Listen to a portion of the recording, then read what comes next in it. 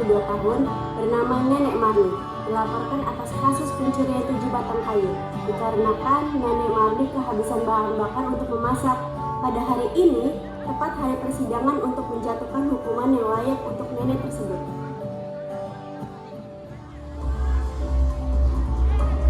Baik, selamat siang pemirsa. Pada siang hari ini, tepat di belakang saya sedang berjalannya persidangan kasus Nenek Marni, pelaku pencurian 7 batang kayu, yang dimana hakim akan mengesahkan hukuman terhadap terdakwa. Baik, sekian info yang saya dapat sampaikan. Saya pamit undur diri, terima kasih.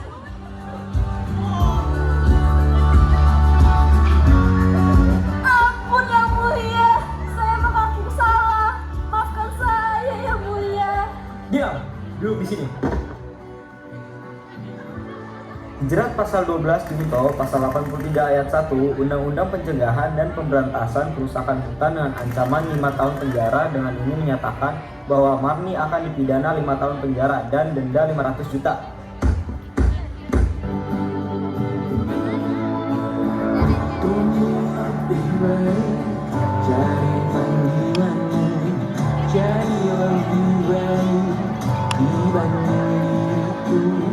Untuk sementara ini aku mengembara jauh saat dewasa kau akan mengerti. Ampun yang mulia, ringankanlah hukuman saya. Saya tidak akan mengulangi lagi yang mulia. Nek, maafkan cucu ini, Nek. Aku tidak bisa berbuat apa-apa. Aku selalu mendoakanmu. Apa cu? Doakan nenekmu ini ya. Iya, Nek. Mari ikut kami.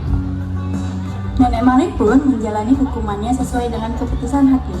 Beberapa tahun kemudian, kepolisian mendapatkan kabar atas dugaan korupsi sawit negara yang dilakukan oleh CEO PT Anugrah Abadi. Baik, selamat siang. Setelah terjadi kabar yang sangat mengecewakan dari perusahaan sawit yaitu PT Anugrah Abadi dengan kasus korupsi hasil sawit negara yang dimana CEO dan distributor sawit diambil alih ke perusahaannya sendiri dan dengan nominal kerugian negara mencapai 271 triliun. Dikabarkan polisi sedang mencari pemilik perusahaan tersebut dan dikabarkan bahwa beliau juga memiliki rekan korupsi yang sampai saat ini masih dicari oleh pihak kepolisian. Baik, sekian berita yang lengkap saya sampaikan. Saya pamit undur diri. Terima kasih. Hai Ma, lihat deh, aku dapat nilai 100 loh tadi pas ujian matematika. Wah, kamu hebat sekali nak. Nah, kalau kamu pinter gini, Mama ada hadiah untuk kamu. Wah, makasih ya kadonya, Ma. Pak, jadi makin semangat belajar deh. Nanti kita liburan ke luar negeri ya nak. Oke, Pak.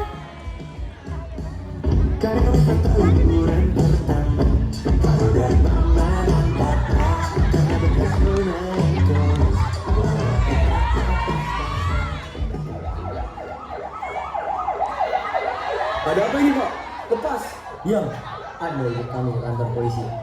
Suami saya mau dibawa kemana, Pak? Tolong jelaskan. Akan saya jelaskan ke kantor polisi. Bapak mau kemana? Jangan tinggalin kantor, Pak.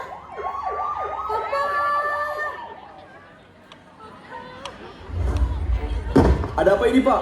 Kenapa Bapak membawa saya ke sini? Anda lupa, Anda telah korupsikan uang negara. Tidak benar Pak. Jangan asal bicara jika Bapak tidak memiliki bukti. Pak, apakah itu benar?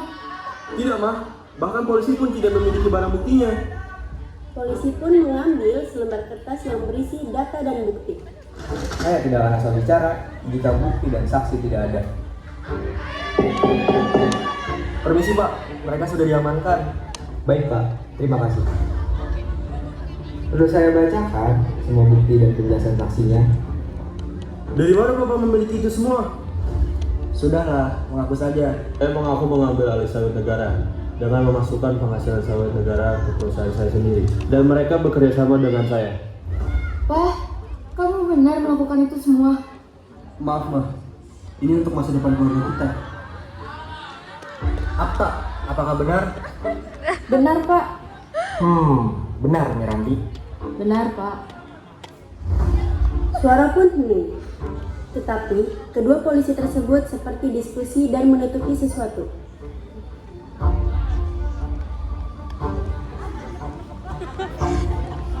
Kalian tahu nggak Kalau kalian saya lepas tindak lanjut, hukuman yang kalian terima akan berat, bahkan sampai penjara seumur hidup. Duh, Pak, gak mau. Adakah solusi lain untuk meringankan hukuman saya?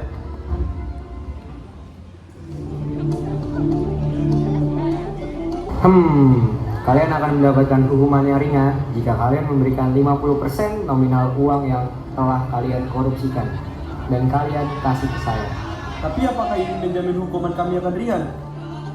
Sangat menjamin. Baik, kami akan memberikan 50% dari nominal yang sudah saya korupsikan. Dan saya beri siang hari ini juga. Penawaran dan kecurangan pun muncul dan kesepakatan sudah disahkan.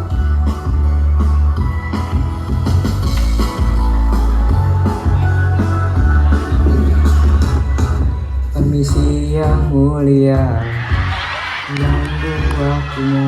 Ya, silakan masuk. Saya berhasil menangkap CEO tersebut dan saya sudah tawar menawar dengan nominal 50%. Beliau menyetujuinya akan diberi siang hari ini. Kamu bagus sekali. Jaya. Eits, kita bagi dua, ya yang mulia, bagi tiga yang mulia, sama saya juga. Aman, yang penting kita Untung banyak. Bagus, dengan banyak. Betul, ayo kita gas. permisi yang mulia. Masuk yang mulia. Silakan. Apakah ini yang dinamakan kerja cerdas?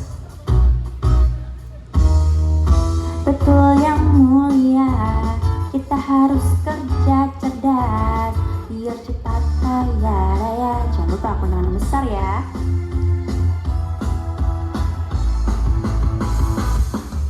Yang mulia, saya mau 40%.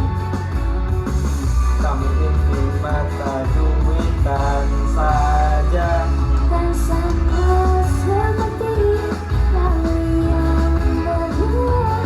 Wah, kamu mulai berani sama saya ya. Maaf yang mulia.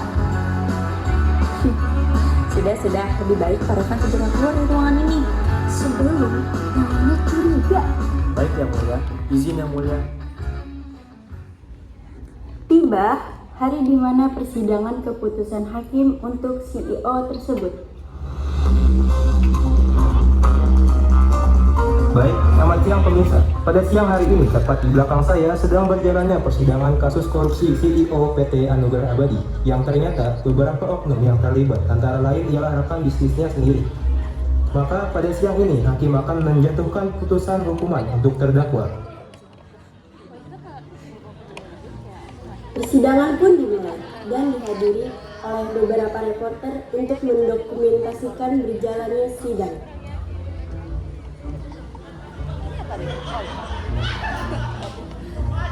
Selamat siang semua. Tepat pada hari ini, Senin 21 Oktober 2024, akan berjalannya sidang atas kasus korupsi ambil alih hasil sawit negara yang dilakukan oleh CEO yang berinisial RS dan dua oknum yang berinisial AM dan M. Betul para jaksa? Betul yang mulia. Dan tiga oknum yang terlibat pada kasus ini. Sebelum keputusan, akan saya berikan pertanyaan yang akan dijawab jujur oleh CEO dan dua oknum yang terlibat. Baik, berdasarkan bukti, Anda sudah korupsi sejak 2015, selama 9 tahun. Apakah betul? Betul yang mulia. Di sini total uang yang Anda korupsi sebesar 271 triliun. Apakah nominal pastinya segitu atau lebih atau kurang? Izin menjawab yang mulia. Betul yang mulia, nominalnya segitu. Apakah Anda merencanakan ini bersama dua oknum? Tidak yang mulia. Sejak kapan kalian bekerja sama?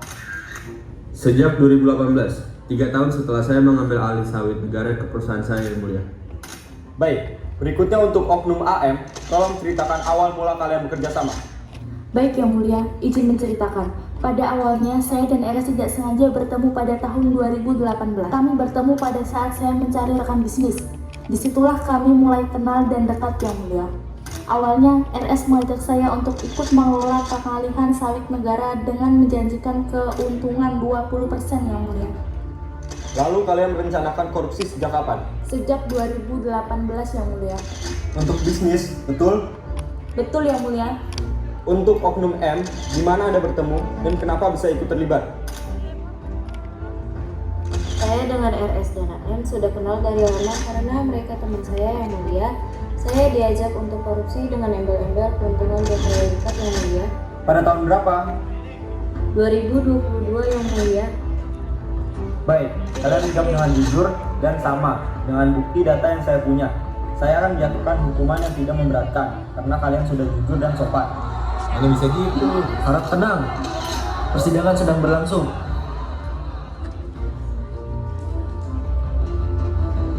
Baik, saya akan memberi keputusan untuk menjatuhkan hukuman bahwa atas persidangan ini, berdasarkan pernyataan yang sudah dijawab dengan jujur dan sopan, dengan ini saya menyatakan pada Raihan Syabil, Apta, dan Miranti yang telah mengambil alih sawit negara dan memasukkan hasil ke PT Anugrah Abadi dan korupsi sebesar 271 triliun, maka akan dipidana penjara selama 6,5 tahun dan denda sebesar 1 miliar.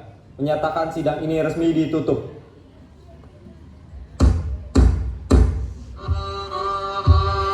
Ini nggak adil. Berikan saja hukumannya. Sudah banyak uang rakyat yang diambil untuk kepuasannya sendiri. Gimana sih Pak? Hukum dan keadilannya? Harap tenang dan kondusif. Harusnya keadilan nggak kayak gini dong. Emang keadilan bisa dibeli?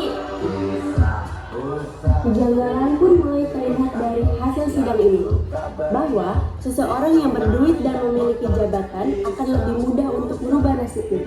Tidak halnya dengan Nenek Marni yang tidak memiliki harta. Dia hanya seorang yang miskin dan tidak punya kuasa untuk membeli keadilan.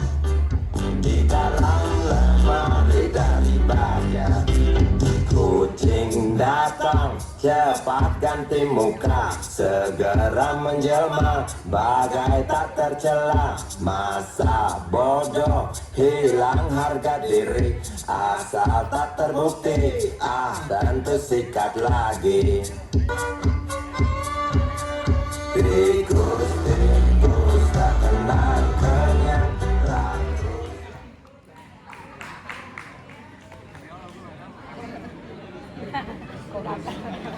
Ambil.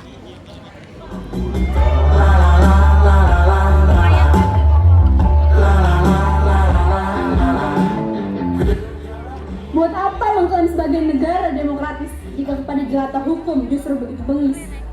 Jangan pernah bosan mendengar cerita korban hukum. Jangan pernah sekalipun kita sudi memberi maklum 1-2 orang yang jadi korban ketidakadilan. Sejatinya, alarm bahwa siapapun bisa kena giliran. Korban salah hukuman adalah cermin posisi warga yang sama-sama rentan berhadapan dengan alat negara. Jika proses hukum dijalankan serampangan, yang akan merajalela justru ketidakadilan.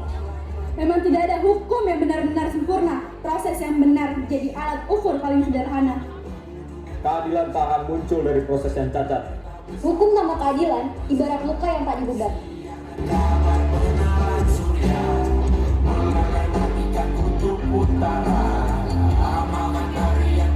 Itu gambar sendiri aja. Kayak gitu. Apa nih?